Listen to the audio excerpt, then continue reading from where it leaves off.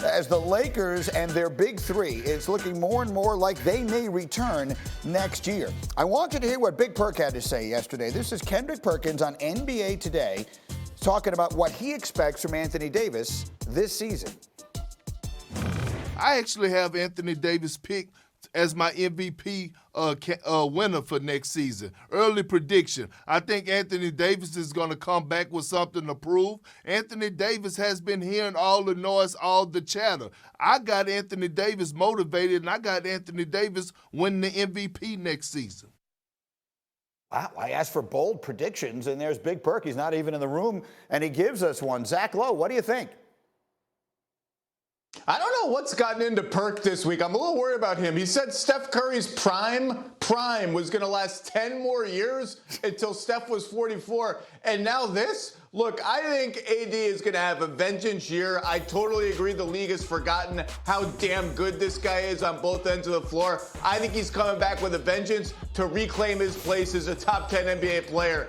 But top 10 is different than MVP. Winning MVP when you have LeBron James on your team by itself is really hard to do. Then you throw in Luka and Giannis and Steph and Ja and KD and Jokic and Embiid. I think it's more likely Anthony Davis doesn't crack the top 5 in MVP voting than he wins it. So Perk, I love the optimism. I love trying to speak things into existence. I can't go with you on this one, buddy. So the MVP of it all aside, seeing Anthony Davis sort of recapturing what we have all long believed he was destined to be, which is a player who belongs in the MVP conversation, whether he winds up winning it or not. Do you expect that?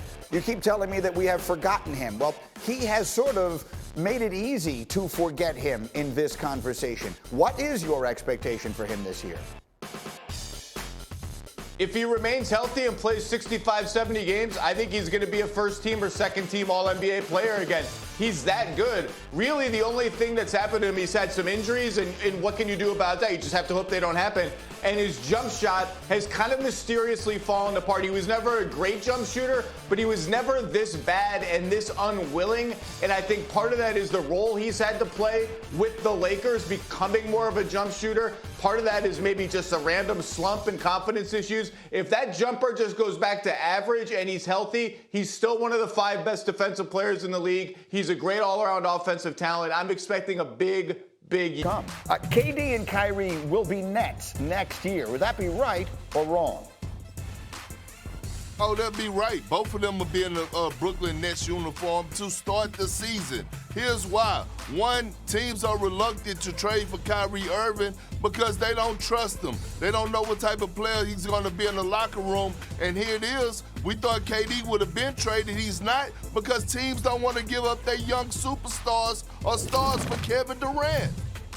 So many questions. And then we get to the Lakers. If I said the Lakers' big three can turn things around, would that be right or wrong?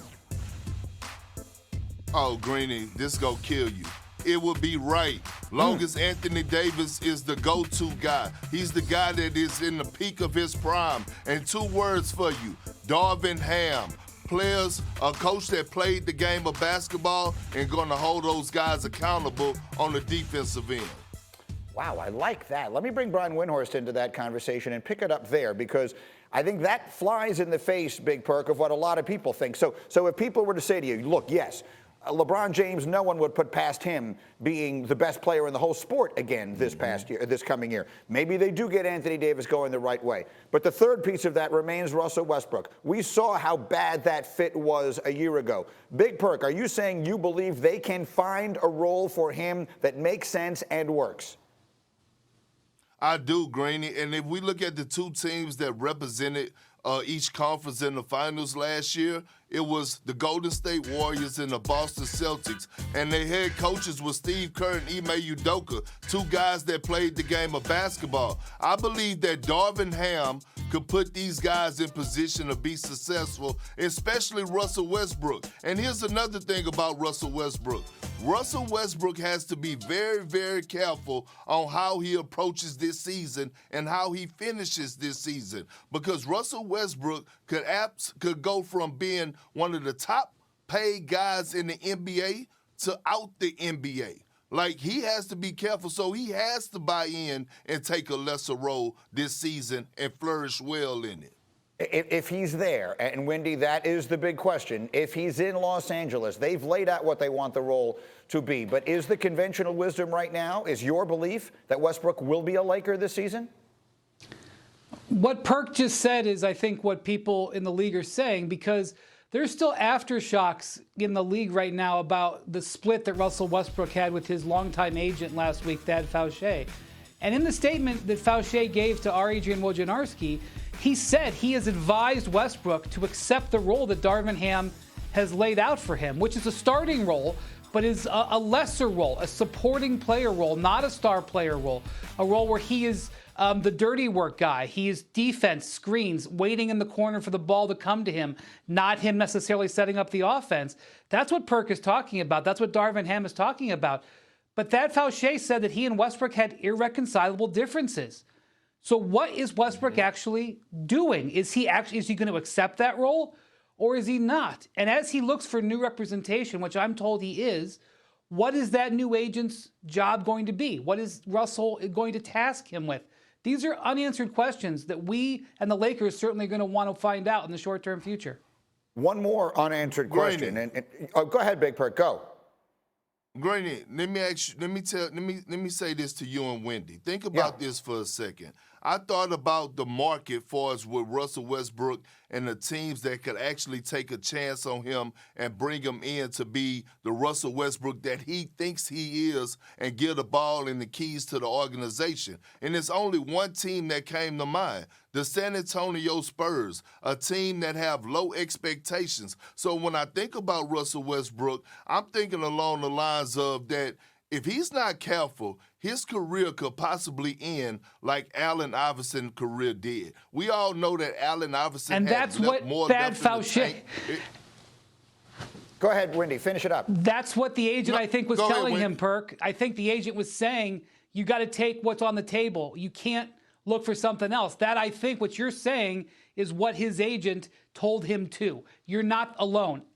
Many other people feel this exact same way. RC tweeted, at some point, us old folks got to understand, these young boys ain't worried about legacy. Legacies don't pay bills, take care of families, or get you rings. These boys have their own motives and are moved by them.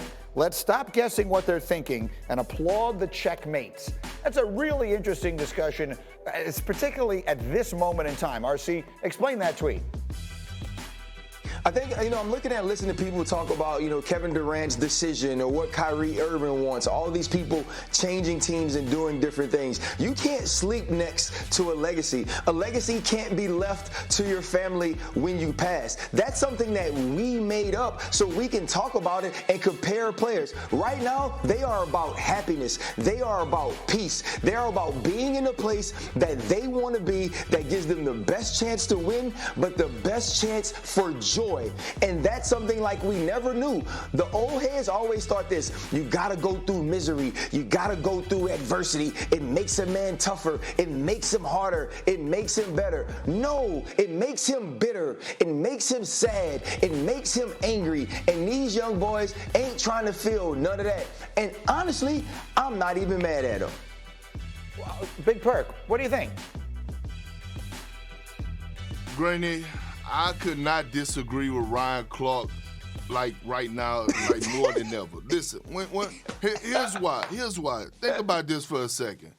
If we was talking about happiness and we was talking about playing with great joy, wouldn't Kevin Durant stay? Wouldn't KD would have stayed in Golden State, where he was playing with great joy and having fun playing the game of basketball with Steph Curry, Klay Thompson, and Draymond Green? When we talk about legacy, KD knew that he had to go to the Brooklyn Nets, that he had to leave because in his mind, although he was the best player on that team, in his mind it was always going to be Steph Curry team no matter what. So what did he do? He decided to take his talent elsewhere and team up with Kyrie Irving. Why? Because he wanted to go out there and do it on his own. So when I see guys requesting trades like right now, I see Kyrie Irving trying to get to LA to team up with LeBron James and Anthony Davis. You know why? Because Kyrie Irving played his best basketball with LeBron James at a consistent elite level. And he knows that with LeBron James, he hasn't won anything without LeBron James. Hell, he's barely made it out of the first round without LeBron James at times. So at the end of the day, when you talk about legacies and you think that these young guys don't care, they absolutely do care, Ryan Clark. Go ahead, RC, go. First off, here's my pushback on that.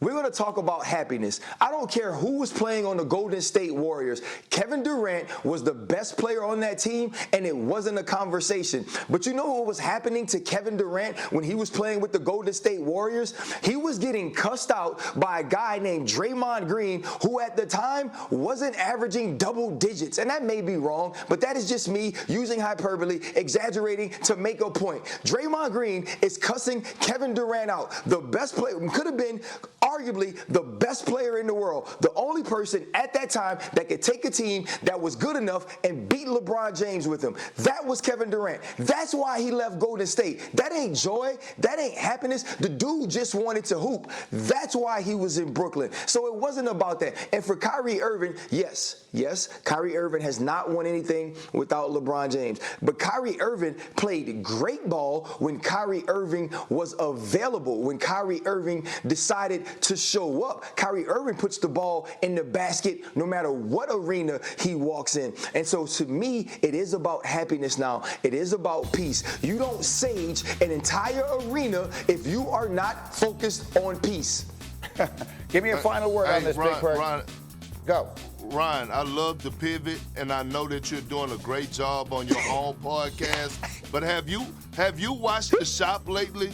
Did you see LeBron James' recent comments? Yes, I watched Did you The see Shop. LeBron James talk? I watched The Shop. Did you see LeBron James talk about championship or bust? Did you hear him say it bothers him and he have sleepless nights when everybody else is not on the same page? Did you hear Steph Curry also say that this Did you hear Steph Curry say after this championship, did you see him melt down and break down on why this championship meant so much more to him? And we're talking about a guy that is on a $200+ million contract and is making $300 or $400 or $500 million from Under Armour. What else motivation do he need? He's talking about his legacy.